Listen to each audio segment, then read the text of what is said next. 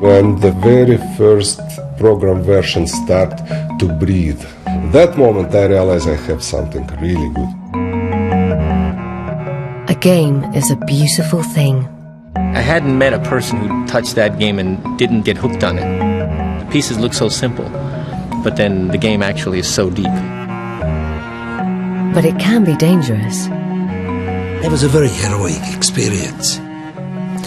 I must assume that this was a deliberate attempt to frighten me.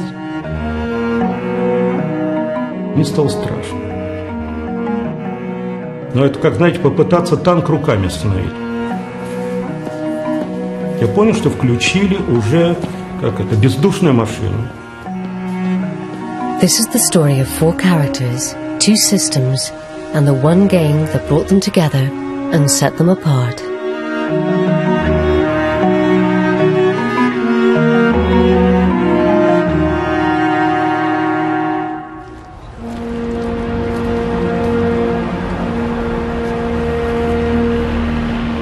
Moscow, January 1985. The Cold War lingered on. Gorbachev was months from power, and the world had yet to hear of perestroika. The economic system was near collapse, and political freedom a distant dream.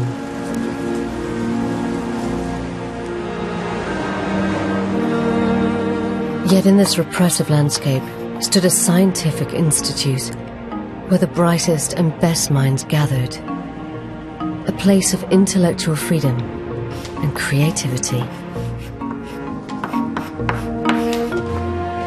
Мы могли заниматься всем довольно свободно, всем, что нас интересовало. Этим мы отличались от литераторов, филологов. На нас идеологически никто не воздействовал. Here at Moscow's computer center, scientists pushed their machines to the very edge of their capabilities. I was absolutely natural hacker. And computer was what really fascinates me. You could make computer do whatever you want. Literally. You just write instruction and it follows it. Alexei Pachitnyov's predecessors had discovered the concept of the nuclear winter and calculated the trajectory of Sputnik satellites.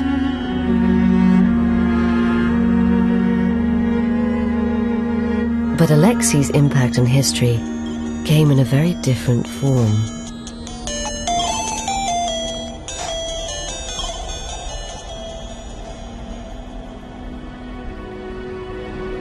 In the spring of 1985, he had plans for his computer that extended far beyond its normal tasks.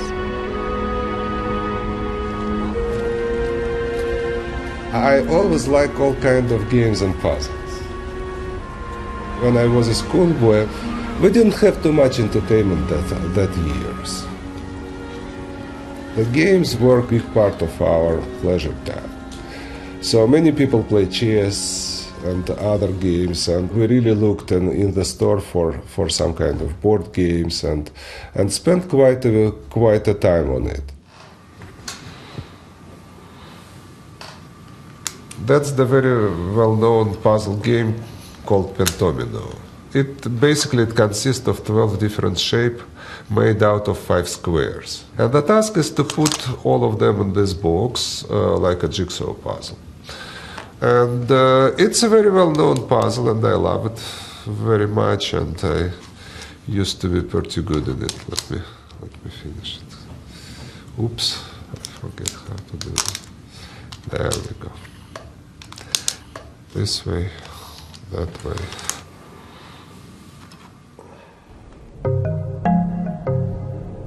Alexei started to apply this favorite puzzle onto the computer. Something began to evolve at his terminal, but it was a painstaking process. Несколько месяцев это была вот какая-то непонятная работа, которую фактически было не видно. Вот. Но на экране что-то меняется, Леша сопит, Леша ходит, там, курит огромное количество папирос. The 5 square pieces of pentominoes became 4 square pieces that fell towards the bottom of the screen. It was the player's job to rotate these shapes and fit them together. A new game was born. They called it Tetris, from the Greek for 4. When the very first program version start to breathe, what I call, when the first pieces appear on the screen and become controllable, and that was very fascinating. И вдруг, значит, вот он позвал нас с Мишей, говорит: вот, ребят, смотрите, получается вроде бы как вот так. Вот. Да, на экране появился этот знаменитый стакан, вот, в который падали, в общем, какие-то фигурки. Я, честно говоря, сразу даже и не понял. Вот. А Миша тут же стал, значит, давать совет. Было непросто стабилизировать скорость работы Тетриса на том компьютере, на котором он впервые был написан. Значит, здесь была моя помощь в поиске некоторого источника стабильной скорости. Even without sound and only the most basic graphics, this first version seemed to exert an unusual power. I did play a lot with this kind of strange prototype, and I can't stop it myself. Michael Kulagin and other people in my room asking, what are you doing here all the time? And then I let people play, and I realized that it's not myself who is cuckoo and get something wrong in the brain, because everybody who touched this game can't stop playing either. Народ стал собираться, начал играть в Тетрис. То есть было время, когда в Тетрис начал играть практически весь вычислительный центр.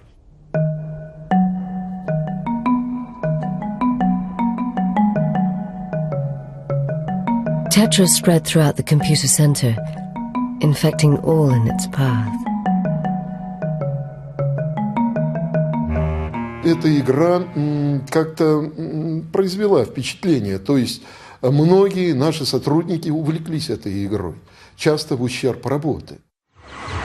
Тетрис был заметен, потому что он отличался от других игр, американских в основном, где были убийства, выстрелы, взрывы, погони. Tetris appeals to another side of the human psyche, one bent on construction rather than destruction. When you play Tetris, you have impression that you build something. It has a spirit of constructivity. You have the chaos coming as a random pieces, and your job is to put them in order. But just as you construct the perfect line, it disappears. All that remains is what you failed to complete. Тетрис – это игра с очень сильной отрицательной мотивацией. Вы никогда не видите того, что вы сделали хорошо, а на экране у вас видны только ваши ошибки, и вам всегда их хочется исправить. What kind of get to your eyes all the time is your mistake, is your ugly holes, and that drive you to fix it all the time. The first color version was developed in the summer of 1985, and it was this version that Alexei handed out to friends outside the computer center, who in turn copied it to their friends. After that, kind of every place in Moscow, like a wood fire, you know. Tetris in 2 weeks were on every single computer appearing in Moscow. The game took hold and spread, first through Moscow, then through the Soviet Union, and finally out into the Soviet bloc countries. As it traveled, it did so freely, copied from disc to disc, unhindered by commercial constraints. Here, there was no notion of intellectual property rights. Individual ideas were owned by the state, to be shared among everyone.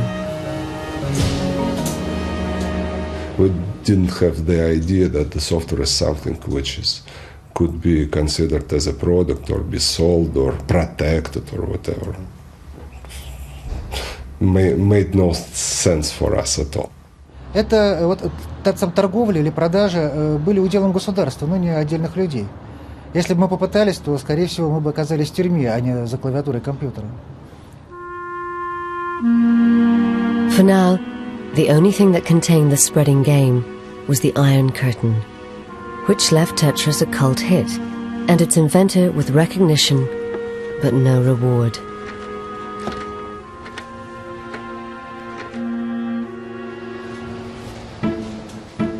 But Tetris was born into a changing world that had opened up a chink in the Iron Curtain. In the mid-80s, Hungary was successfully exporting puzzle games and computer technology to the West. Robert Stein made his money buying software from Hungary and selling it on in Britain. On a trip to the Hungarian Institute of Technology in early 1986, he saw the game that would prove both a blessing and a curse. We were wandering around in a big room with all kind of computers going, with all kind of software going, and somewhere in a corner I have seen a game which consisted of bricks coming down or some kind of shapes and was tucked away somewhere in a corner, and I was asking, what is this? Others said, ignore it. So we wandered around and I kept coming back to that. After some reluctance, the Hungarians revealed that this wasn't actually their game and supplied Stein with the name of the Moscow Computer Center. He wasted no time in making contact, but found them rather indifferent to his requests to license the game. Nobody give a shit about the stuff there, you know, small little game. Everything, Computer Center were pretty busy with the serious kind of physical differential equation of the entire outspace or nuclear war, you know. Games was something absolutely alien for their nature.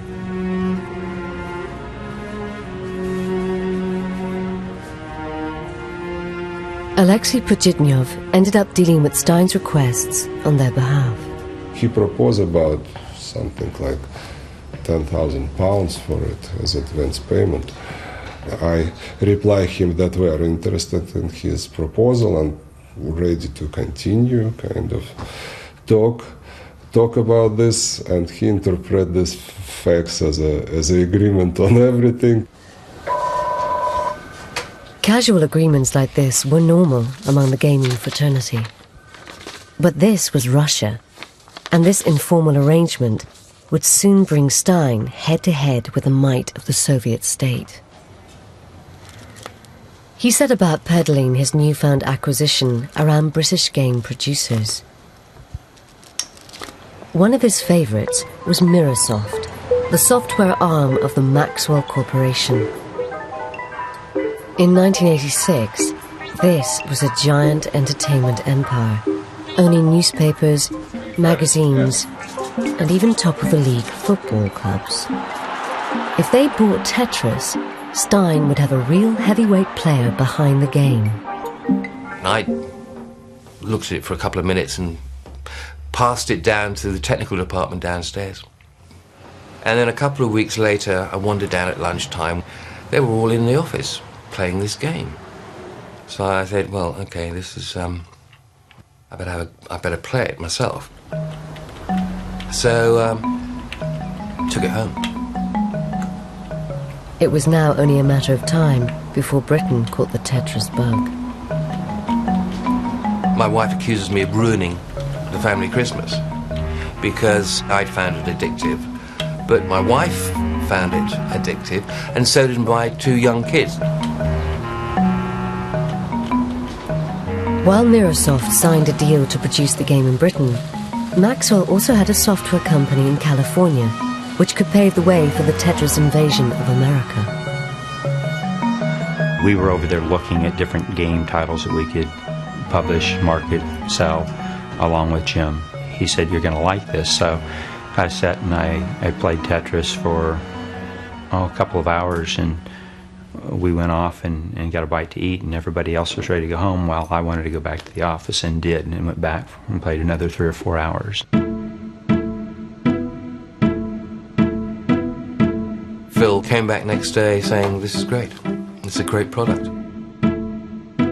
The problem was, what techniques can we use to fly against the run, as it was going, of what the market was wanting for computer games. For inspiration of how to sell this simple game, they returned to its roots. The emergence of Mikhail Gorbachev created the perfect opportunity to manipulate both the fear and fascination of that land behind the Iron Curtain.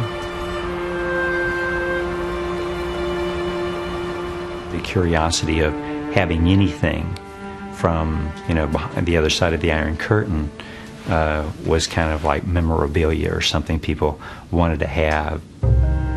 We put it in red packaging, and the first box we actually set up the spelling of Tetris in Russian.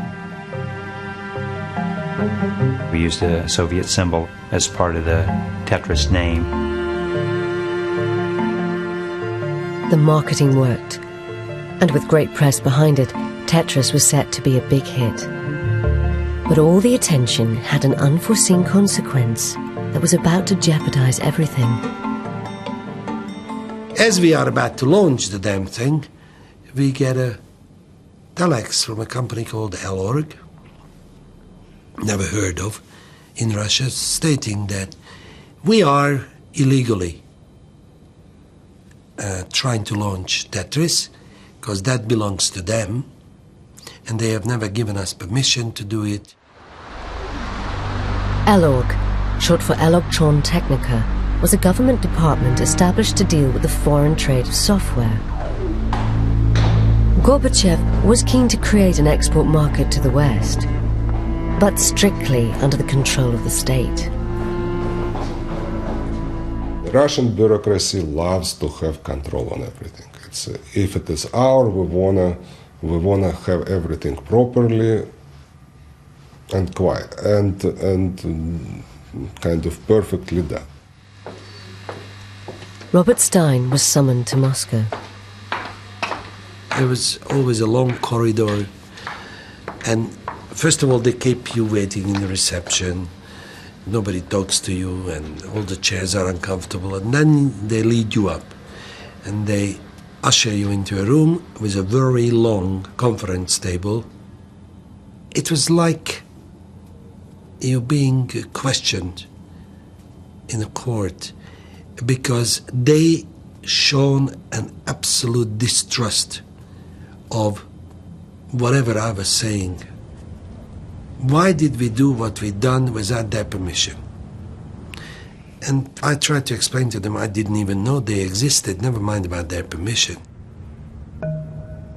Stein used all his powers of persuasion to get the Russians to sign a contract, and Tetris was cleared for sale. Within weeks, it catapulted into the bestseller lists, and in its first year, sold over 100,000 copies in America alone. But sales were limited to those that owned a personal computer. The real mass market lay elsewhere.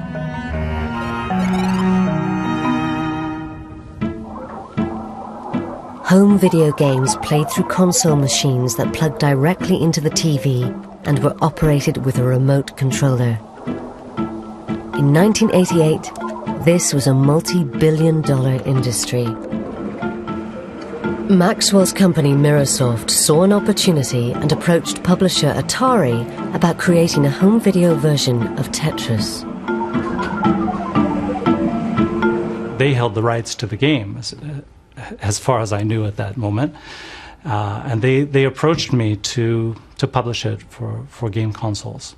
So I sort of took it to committee at Atari Games, and everybody was crazy about it. The PC version of Tetris was ideally suited to adapting for a video game. Atari struck a deal and set about enhancing its visual appeal. I felt that puzzle pieces should be 3D. So our engineers turned them into 3D sort of shaded things. I thought it looked much more polished and much less sort of PC game-ish. A lot of little things that, just the way they're laid out on the screen made the game more exciting. From a commercial point of view, it was also exciting because the profit potential was enormous.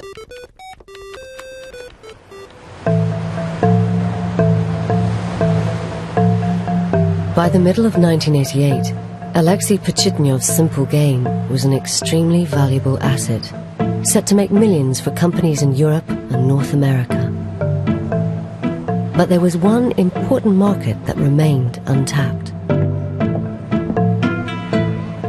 Japan not only had a burgeoning consumer electronics industry, but also a long tradition of puzzle games.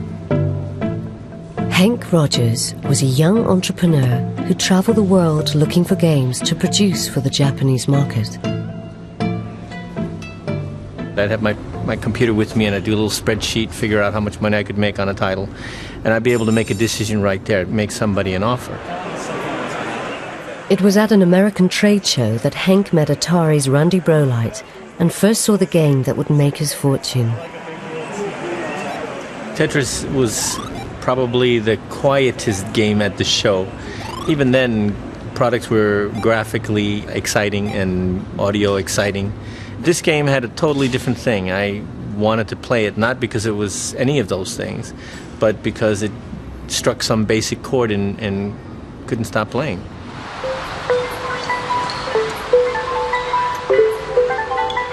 Henk secured both PC and video game rights for Japan and returned home to create his own versions of Tetris. Tetris was evolving and expanding into 3 major world markets, and everyone was cashing in. Everyone, that is, apart from the Russians. We'd send our money to Microsoft. Was Stein getting paid? Was he paying who he was supposed to pay? But somewhere along the chain, somebody wasn't paying. Elorg drafted in a new broom from Communist Party headquarters to sort things out. Nikolai Belakov's first job was to examine the original agreement with Robert Stein's company Andromeda Software. Вот когда я его прочитал, мне стало просто плохо. Потому что в этом соглашении было указано, что первый платеж должен был быть произведен в течение 3 месяцев. Договор был подписан 10 мая 1988 года, уже был октябрь. После этого я стал думать, что делать с этим договором, как заставить Andromeda Software платить деньги.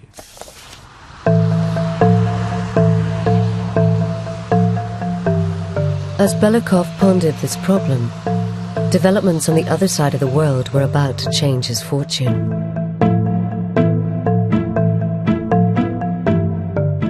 Industry giant Nintendo were about to launch a handheld game playing device and wanted to sell Tetris as part of the package. But first, they needed someone to discreetly secure them the rights. We showed Henk Rogers a prototype of Game Boy and a prototype of Tetris playing on Game Boy. So he immediately moved very quickly.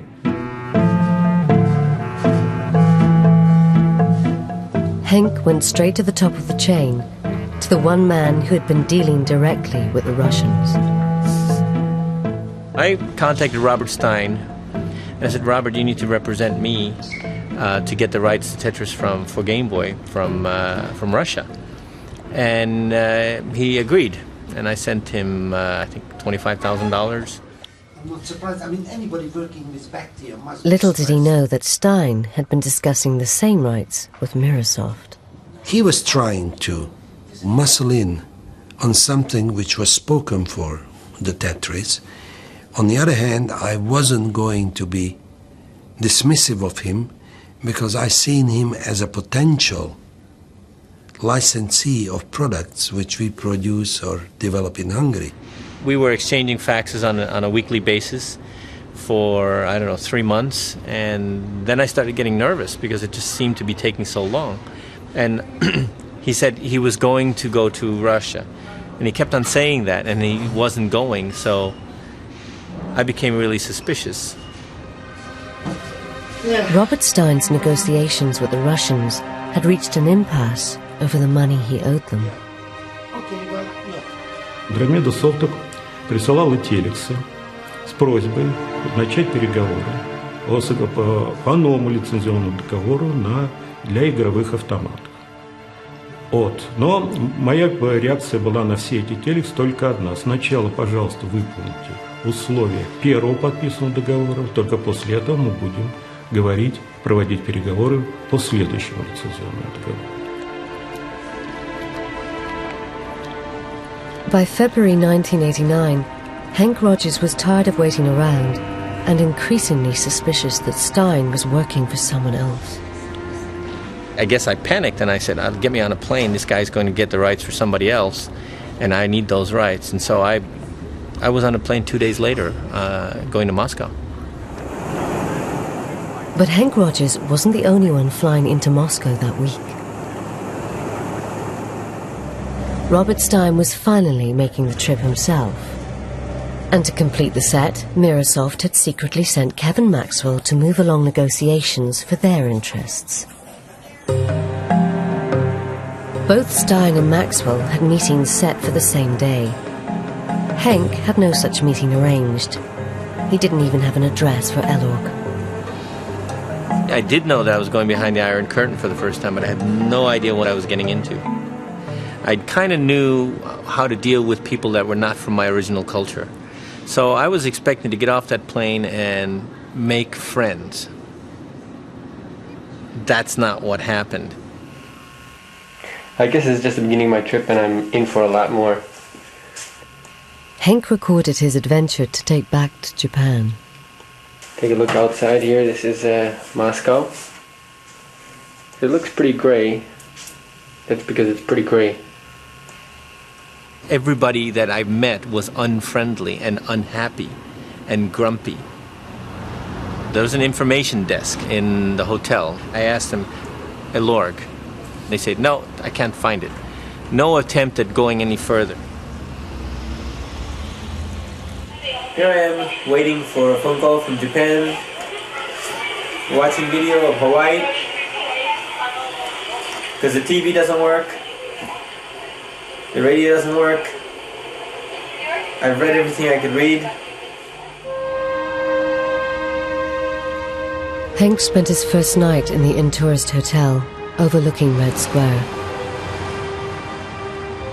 right at the heart of a seemingly impenetrable Soviet state.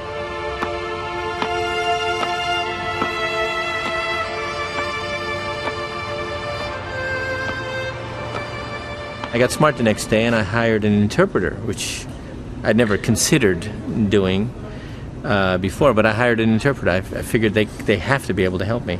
I have a very lovely interpreter. Her name is...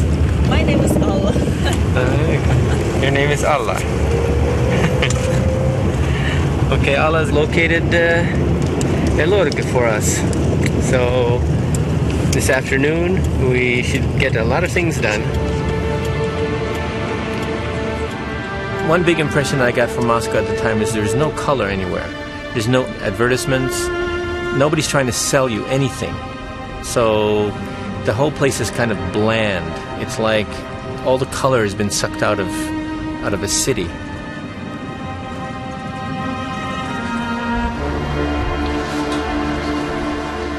«21 февраля раздался звонок из протокольного отдела о том, что ко мне на встречу пришел иностранец из Японии. Значит, его зовут Хэнк Роджерс. И дальше мне было сказано, что это является нарушением режима, потому что в то время обязательно договариваться о встрече с иностранцами надо было заранее и давать информацию в протокольный отдел о том, что кто будет, какая цель, тема переговоров и так далее. You don't walk into a place like that uninvited. You have to have an invitation, and then your invitation has to be cleared with the KGB.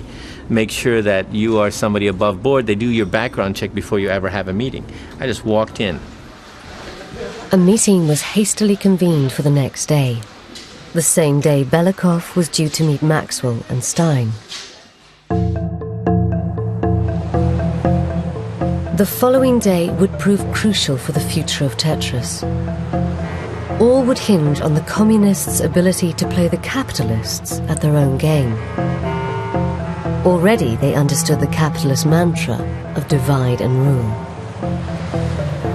Все захотели встретиться сразу в один день. Я не понимал до конца, конечно, что за кем стоит, но я понимал, что нельзя допустить, чтобы каждая из трех сторон встретилась друг с другом.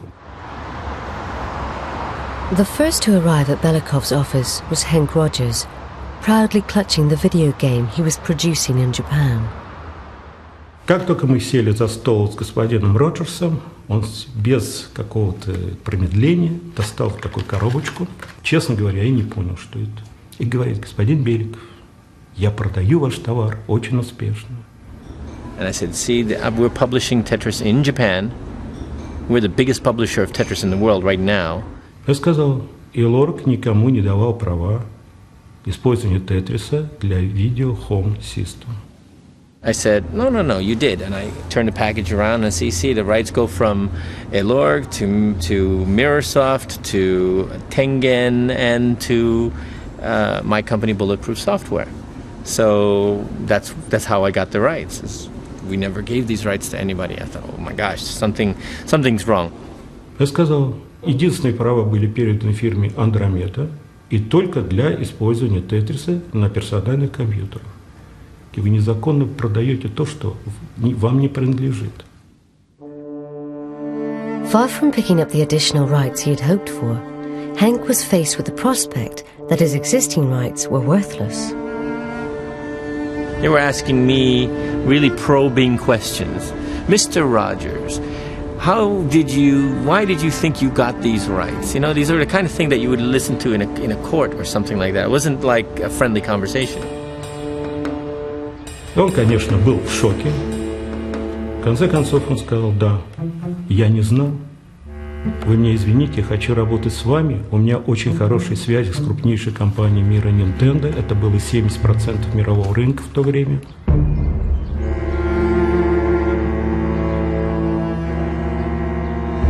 I thought, either I'm going to come out of this with the rights to Tetris or I'm going to be in some gulag. Я в тот момент предложил только одно, чисто бюрократический ход. Господин Роджерс, напишите, пожалуйста, все на бумаге. Он сказал: хорошо. Но так как у меня было ограниченное время, потому что я ждал следующей встречи с Робертом Стайном, и не хотел, чтобы мы не встречались, чтобы все было независимо, я договорился о встрече на следующий день. Narrowly missing Henk, Robert Stein entered the corridors of Elorg with his own proposals, unaware of what had transpired in the hours previously. I didn't know Henk Rogers appeared on the scene. I did not know till I came back to England that, for instance, Kevin Maxwell was out there. Robert Stein thought he had come to negotiate extra rights for himself. Elorg had different ideas. And instead, Belikov confronted him with his original contract. Я сказал: господин Стайн, скажите мне честно, вот скажите, пожалуйста, как этот документ называется? Он говорит: соглашение. Он говорит: не соглашение, это набор каких-то фраз безответственных, по которым одна сторона передала права, а другая сторона не выполняет, не компенсирует право использования этих прав. I must assume that this was a deliberate attempt to frighten me or put me in difficult situation. But this mob across the conference table was anything but friendly. Stein was dismissed and told to come back the next day, buying Belikov time to discover what Kevin Maxwell had to offer. К этому моменту я уже знал, что Кевин Максвелл – это младший сын Роберта Максвелла. Роберт Максвелл – это очень могущественный человек, один из самых богатых в мире. Поэтому, конечно, я был очень напряжен. Kevin Maxwell's father had very good connections within the Russian government. After discussing the handheld rights, Belikov tentatively mentioned Henk's cartridge, which also carried the name of Microsoft. Я спросил, господин Кевин Максвелл, это использование прав на телевизионные приставки. Где Microsoft взял эти права? И неожиданно он сказал, это пиратская версия. Мы не имеем прав. This was an innocent mistake from Maxwell, who was unaware that Microsoft had sold video game console rights to Atari. But it was a costly one for his company. Я спросил, господин Максвелл, а вы заинтересованы получить права для телевизионных приставок? Он сказал, да, конечно. Я говорю, а когда вы можете дать предложение? Он сказал, мне нужно вернуться в Великобританию. Очень быстро я вам пришлю наше предложение. The day had provided the Russians with a valuable lesson in capitalism, and they proved quick learners. They understood that they could maximize profits from this one game by selling different rights to different companies. For those on the other side of the table, there was everything to play for, although one was already working an advantage. Finally, out of all this dressed and suit businessmen which kind of try to make some licenses, I've seen the guy who really likes and understands the game, and somehow we like each other almost immediately. This is Mr. Alexei Pozitnov. He is the author of Tetris. Play Tetris. Play Tetris. My friends. Okay. I made friends with Alexei immediately. He was the friend that I was looking for in Russia. You know, we got together that night and we started talking about game design. We immediately jumped into, okay, what are we going to do for Tetris 2? And, you know, we had stuff to talk about. The next morning, Elog's Nikolai Belikov hatched a plan that would leave no ambiguity as to the rights the Russians had already negotiated away. This hinged on a definition of computer, which he needed to ensure couldn't include products like video game consoles. So, he added a clause to Stein's original contract. Для того, чтобы понимать, что он может что-то начать думать, зачем это нужно, я искусственно увеличил штрафные санкции за каждый день. Я знал, что это нереальные цифры. Но мне было нужно, чтобы он сконцентрировал свое внимание на этих цифрах, которые я был готов, естественно, уменьшить. Belikov was a son of a bitch. The clause resulted in the exclusion of some of the products where Tetris was on, and I didn't notice it, which I will never forgive myself, so there we go. But they made it so matter of fact. Yeah, we would like you for the sake of bureaucracy. And I agreed, because I was so focused in getting what I wanted, and I forgot about watching what they wanted. Belikov dispatched Stein, bereft of rights he thought he already had, and with 2 weeks to pay them what he owed. He now faced the arrival of Henk Rogers and a decision about who to grant the handheld rights. I'm on my way to 10 o'clock appointment with Elodie.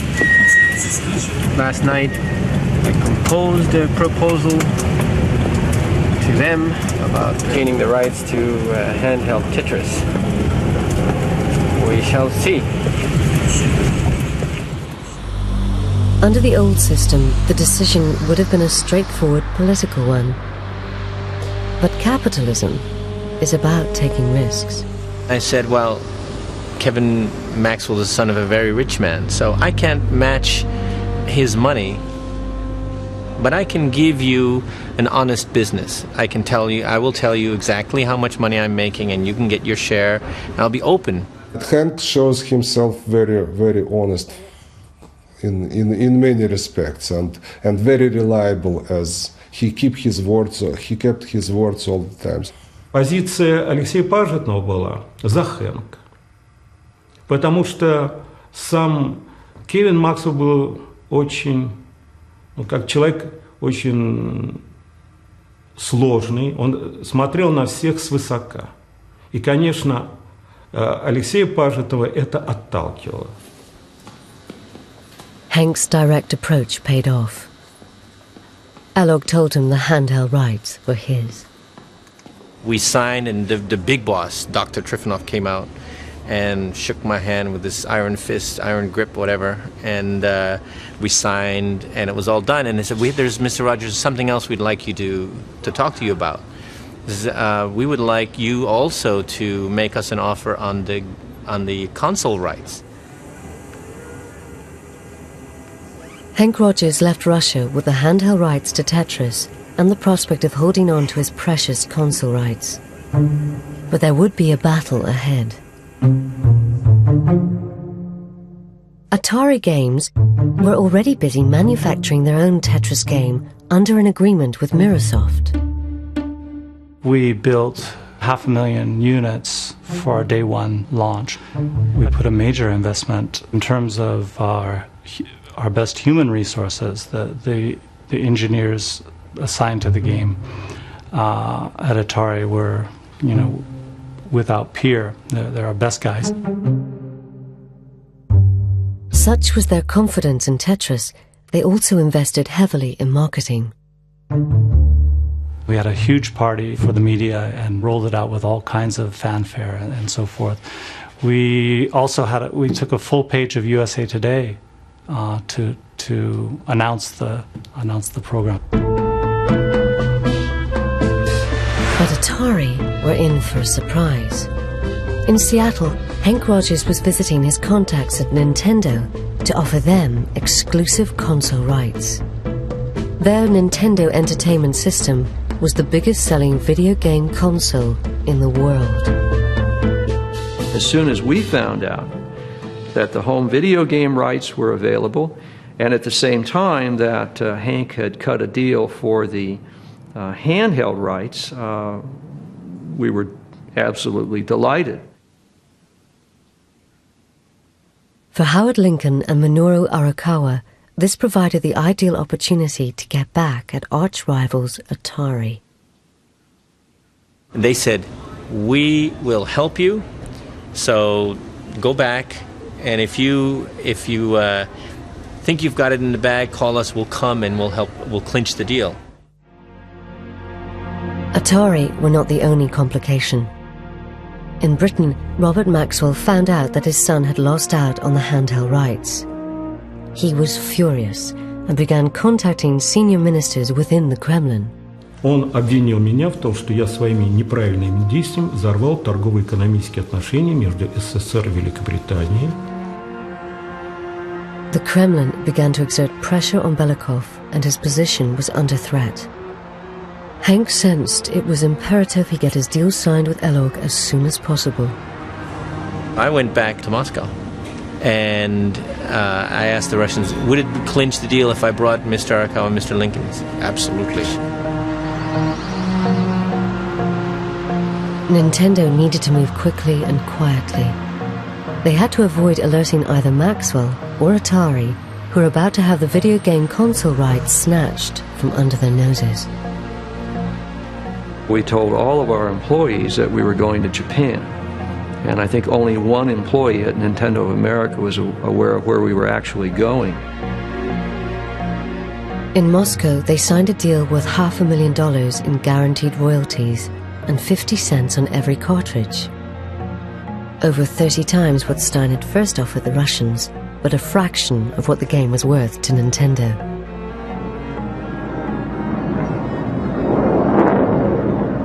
When we flew back across to Seattle, every time I looked at Arakawa and he looked at me, we just started laughing because we knew we had not only the handheld rights, but we had the home video game rights as well.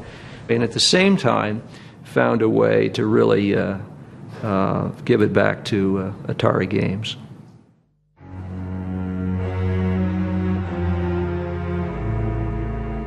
Back in Moscow, the pressure was piling onto Belikov. 23 марта я получил этот телекс. Длинный такой. У нас факса в то время еще не было. Этот телекс был послан Кевину Максу, в котором он сообщил, что вопрос, что я совершил ряд ошибок, что вопрос поднят будет во время предстоящего визита в Лондон президента Горбачева. Здесь шли угроза от угрозы. То есть это уже был не бизнес. It was a two very, very powerful sides or organization fight for my small game. We got in a very sharp and hot place. Потом был звонок от человека, который занимался подготовкой визита Горбачева, который настоятельно предложил мне немедленно лететь в Лондон, стать на колени перед Робертом Максом и умолять его ни слова не говорить Горбачеву, потому что иначе, если он скажет хоть одно слово, меня просто больше не будет. Это были дословные слова.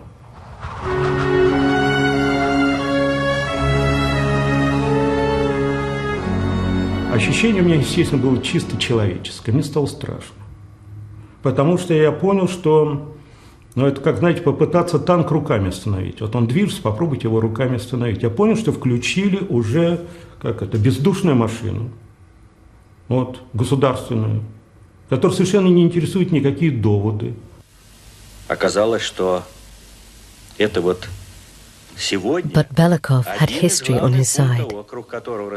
Gorbachev's reforms meant that the state machine was losing its grip on power. Командно-административная система тех, кто ей поклоняется, не сдает позиции без боя. Я, конечно, понимаю, что здесь повезло мне, что это был 89-й год. Если бы это было бы, как я понял, 88-й год, история была бы другая. Я уверен в этом.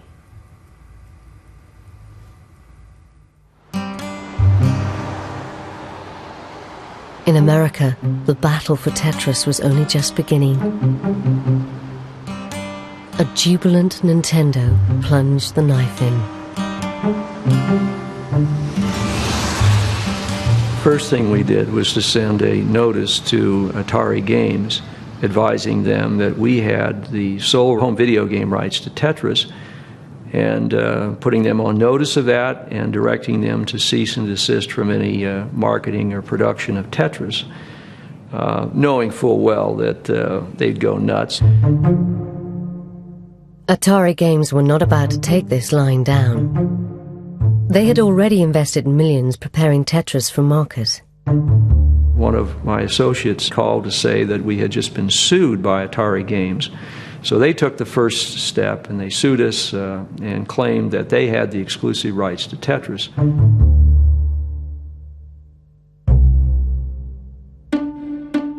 All of our experts, our legal counsel, were all saying full speed ahead, damn the torpedoes. There's no inkling that we were wrong.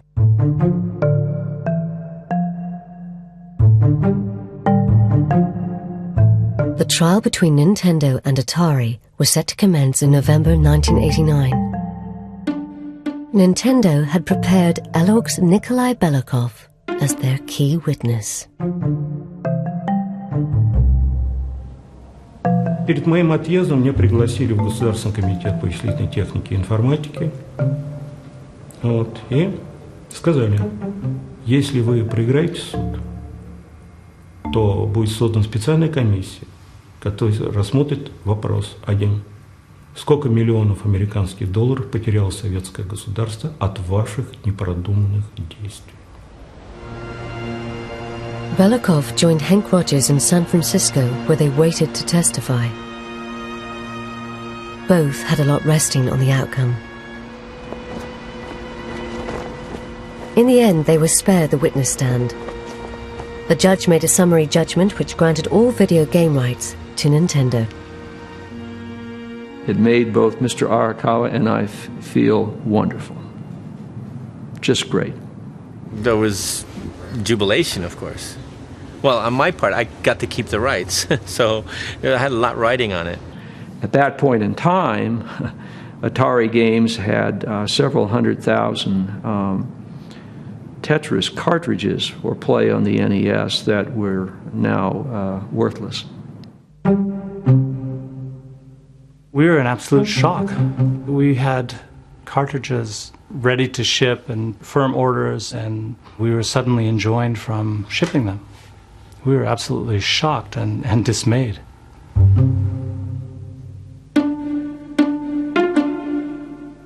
Хэг сказал: Николай, мы победили, поедем, я вам покажу Сан-Франциско.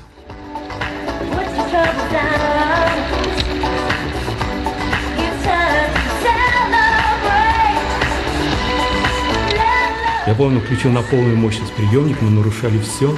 Он носился на этой машине по Сан-Франциско, а там горы такие.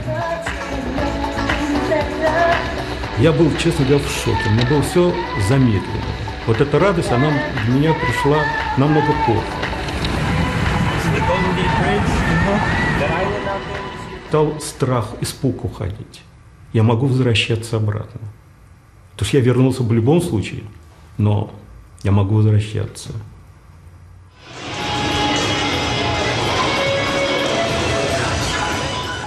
The real winners were Nintendo. To date, Nintendo dealers across the world have sold 8 million Tetris cartridges on the Nintendo Entertainment System.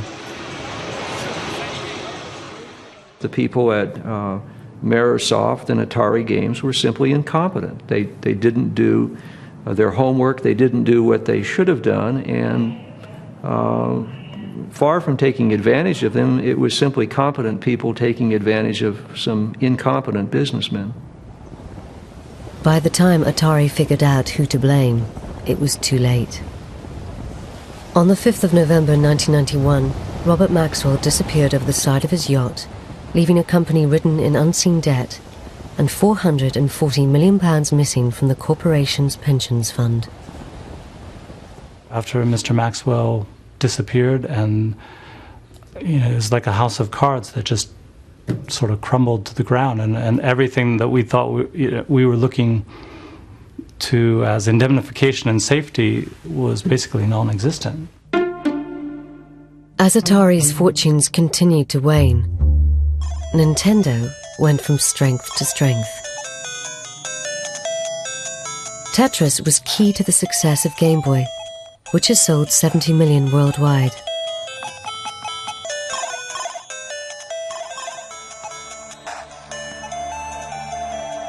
But despite all that happened to his game, as the 80s drew to a close, Alexei Pajitnov had yet to receive anything from Tetris. He was still working at the computer center. К сожалению, владельцем программы, в то время это был Советский Союз, еще раз подчеркиваю, в общем, был вычислительный центр, поэтому особых доходов с этой работы Леша и не рассчитывал получить. Даже вот Пажитному заплатить хорошую премию мы были не в состоянии. Эти цифры надо было согласовывать с руководством, с президиумом Академии наук. But the fame that Tetris had brought Alexei meant that he could aspire to life beyond the computer center. After the Tetris success, I don't want to be very much involved in pure scientific stuff. I realized that games might be a very big part of my activity as well.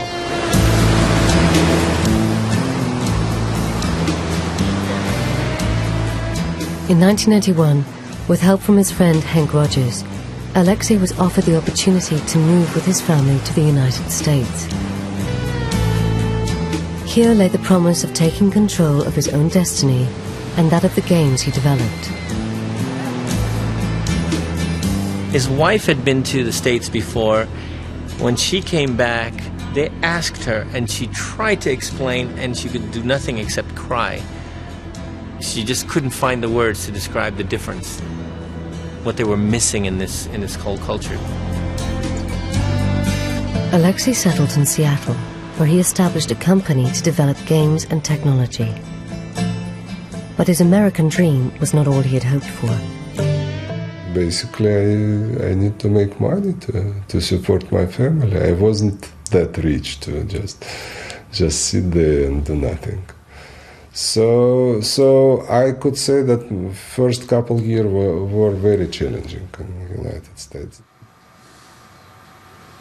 In 1996, Alexei gave up working for himself and joined that great American institution, Microsoft, where he now has a staff job. They hired me just to make games. I feel myself a really strong and experienced game designer at this point. I don't have any kind of internal contradictions or tendencies, so I understand that I'm staying in my place and doing my job and fulfill my mission in life. When the original set of rights expired in 1996, Alexei began to receive some royalties from Tetris, if only a fraction of what he could have made if born into a different system. You always could make a little bit more than you made. But you know, I never seriously think about this stuff. I live as I live.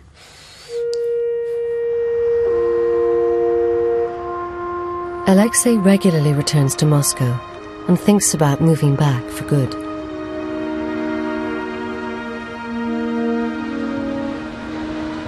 But the city that gave birth to his game is no longer the place it was.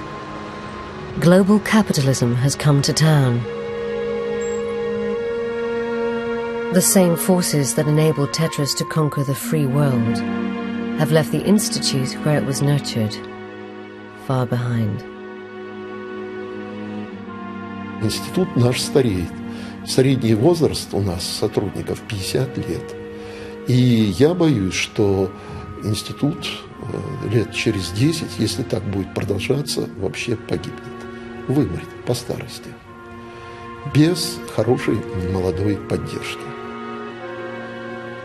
The average monthly wage of $200, deemed so respectable in Soviet times, can't compete with the lure of private institutions and foreign firms. Вы знаете, в России самая распространенная стратегия – это стратегия на авось. Она часто нас выручала. Во время войн поначалу мы проигрывали, поначалу у нас было безнадега. Любая другая страна, наверное, была бы разрушена и погибла. А Россия как-то выкручивалась и как-то находила варианты для выживания. Я надеюсь, что здесь что-то будет такое же.